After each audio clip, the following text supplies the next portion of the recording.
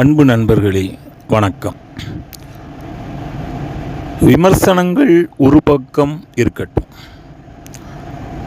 அப்போது மற்ற பக்கமெல்லாம் நம்ம வாழ்க்கையை நடத்த வேண்டியதுதான். ஏன்னா சில பேரை பார்த்தோம்னா விமர்சனங்களை பார்த்து அப்படியே சுருங்கி போயிடுவாங்க, வாழ்க்கையில் ஒடுங்கியே போயிடுவாங்க.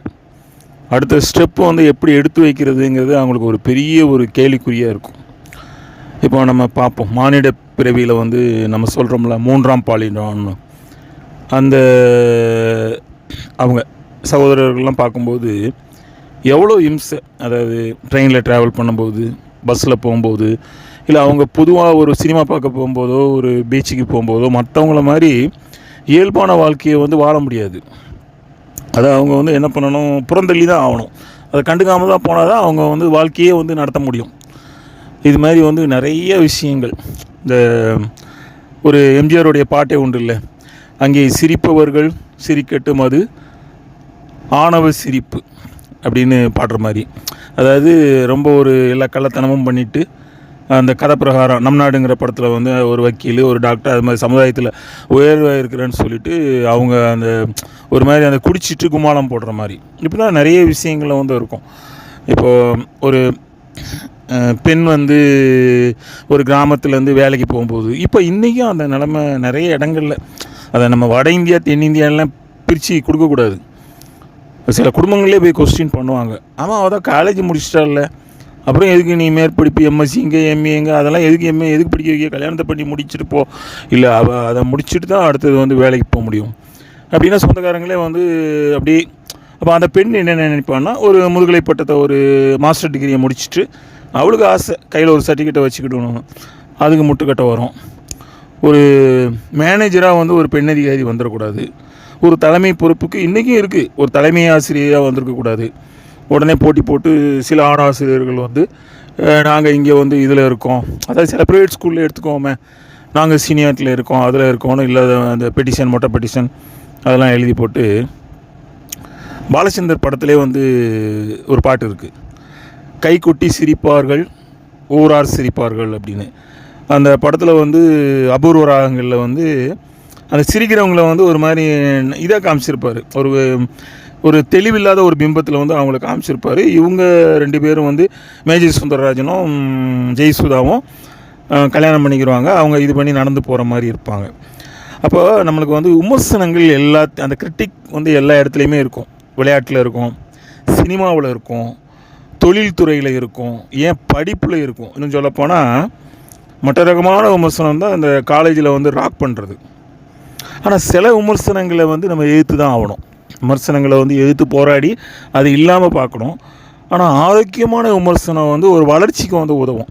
ஒரு வேளை இயல்பாகவே ஒரு பார்சியாலிட்டி இருக்குது, ஒரு மேலாண்மையில் மேனேஜ் பண்ணுறதுல ஒரு தப்பு இருக்குது, சில விஷயங்கள் தெரியாமல் இருக்குது அப்படின்னும்போது அதை நம்ம கேட்டுக்கிட வேண்டியது. கேட்டுக்கிட்டா தான் அது ஒரு முன்னேற்றத்துக்கு உதவியாக இருக்கும். சில நேரங்களில் பார்த்திங்கன்னா, இப்போ இந்த ஜமாங்கிற வந்த படத்தில் ஒரே கான்செப்ட் தான் காட்டுறாங்க. அவருக்கு கதாநாயகனுக்கு அந்த கலை மேலே, அந்த கூத்து மேலே ரொம்ப ஆர்வம். ஆரம்பத்தில் பெண் வேஷம் கட்டினதுனால அதுக்கப்புறம் மாற்றி அவர் வேறு இது பண்ணணும்னு நினைக்கிறாரு.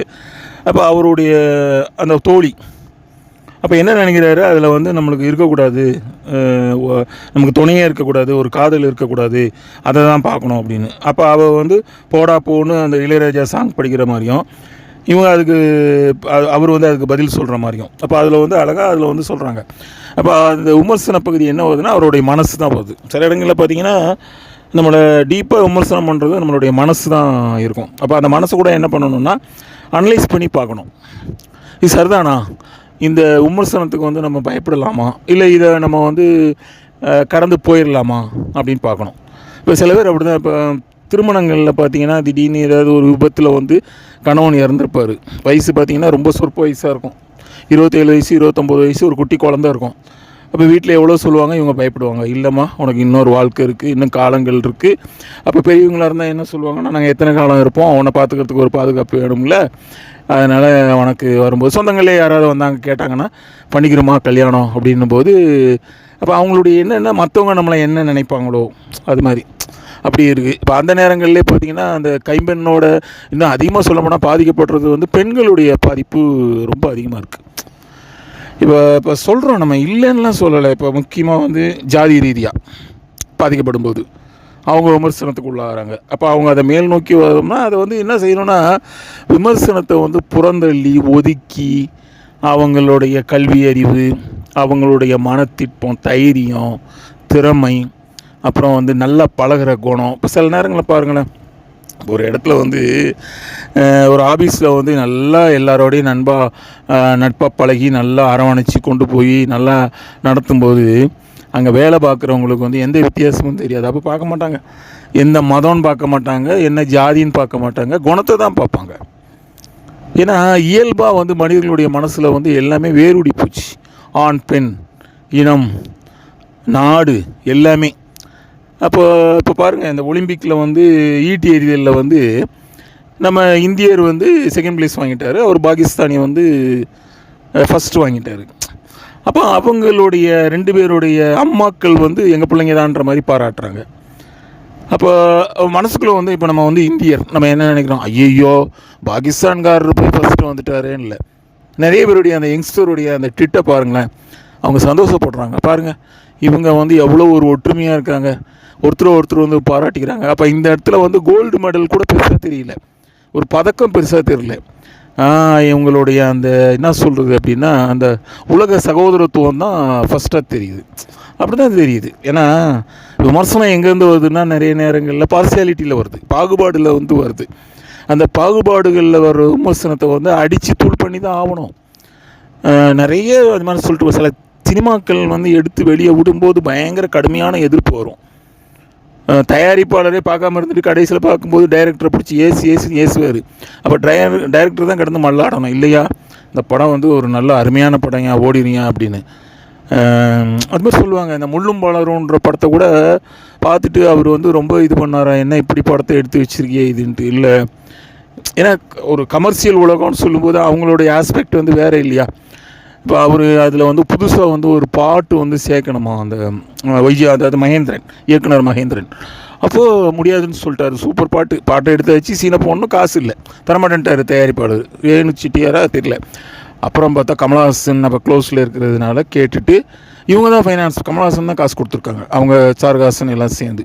அப்புறம் தான் அந்த செந்தாளம் கோவில் வந்து அடந்தென்றல்னு சொல்லிட்டு அந்த சரத்குமார் வச்சுட்டு அந்த ஜீப்பில் சோபாலாம் வச்சுட்டு அப்படியே கூப்பிட்டு போகிற மாதிரி சூப்பர் பாட்டு, ஏசஸ் பாட்டை எடுத்து படத்தில் சேர்த்து அந்த படம் வந்து சூப்பர் டூப்பர் ஹிட் ஆகி ஒரு மாறுபட்டு இது. ரஜினிகாந்த் சொல்லுவாராம், நான் நடித்த படத்துலேயே பாலச்சந்திரையே வச்சுட்டு முழு மலர் தான் என்னை வந்து one of the best film அப்படின்னு சொல்லிட்டு அவர் சொல்லுவாராம். அதனால் வந்து நிறையா அதை சொல்லுவாங்களே, இந்த இளையராஜா அன்னக்கிளி வந்து ஃபஸ்ட்டு கம்போசிங் ஸ்டார்ட் பண்ணும்போது தூயவன் கொண்டு போய் அவர்கிட்ட கொண்டு விடும்போது ஃபஸ்ட்டு பாட்டு கம்போஸ் பண்ணும்போதே லைட்டு போய் வச்சு மெழுகுவத்தி பற்றி வச்சுக்கிறாங்க, மெழுகுவத்தியும் அணைஞ்சி போச்சு. அப்போ அவருக்கு மனசுக்குள்ளே ஒரு கும்பிட்டு வந்துச்சு, ஆரம்பமே இப்படி இருக்கே அப்படின்னு. ஏன்னா அந்த சகுனங்களை பார்த்து விமர்சிப்பாங்க. நிறைய விஷயங்கள் நம்ம சொல்லலாம். ஒரு பெண் வந்து வீட்டுக்கு வந்தவுடனே அந்த மொத மாதத்துலேயே ஏதாவது ஒரு சம்பவம் நடந்திருக்கும். அந்த விபத்துக்கும் பொண்ணுக்கும் என்ன சம்மந்தம் இருக்குது, அது இயற்கை விதியில் இது பண்ணி இருந்திருக்கும். உடனே என்ன செய்வாங்க, பெண்ணை தான் காரணம் காட்டுவாங்க, ஆம்பளை வந்து சொல்ல மாட்டாங்க. அதனால் நிறைய விஷயங்கள். என்ன உங்கள் மருமக வந்து வேலை விட்டு 10 மணிக்கு வந்து இது பண்ணிகிட்டு இருக்காள், அப்போ இவங்க என்ன 10 மணிக்கு வந்தால் அவளை நாங்கள் தானே கூப்பிட்டு வரோம், அவளுக்கு அப்போ தானே வேலை முடியுது, அவ்வளோ தூரம் போயிட்டு வரவ 4 மணி நேரம் இல்லை அவள் ட்ராவல் பண்ணிவிட்டு வரா பஸ்ஸில் அப்படின்னா அப்போ அவங்களுக்கு மனசு வந்து ஒப்பாது. இப்போ இவங்களுடைய என்ன அப்படின்னா அதுதான் கண்ணோட்டம். இப்போ சில பேர் சும்மா இருக்கிறவனுக்கு 4 பேரை பார்த்து 4 இதை சொன்னால் தான் அந்த கோல் மூட்டுற கேஸுக்கு இருக்குது பாருங்கள், அதை கேட்குறதுக்குன்னு சொல்லிட்டு காதுகள் வந்து இருக்கும்.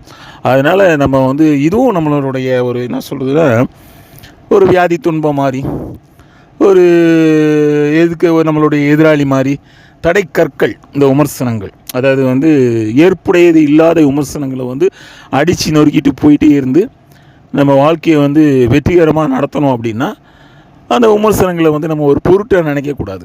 அதை மேய்ச்சி தள்ளிட்டு போயிட்டே இருந்து ஜெயிக்கிற வழியை தான் பார்க்கணும். அந்த மனதைரியம் இருந்ததுன்னா வாழ்க்கையில் வந்து நம்ம வெற்றி பெறுவோம். மிக்க நன்றி.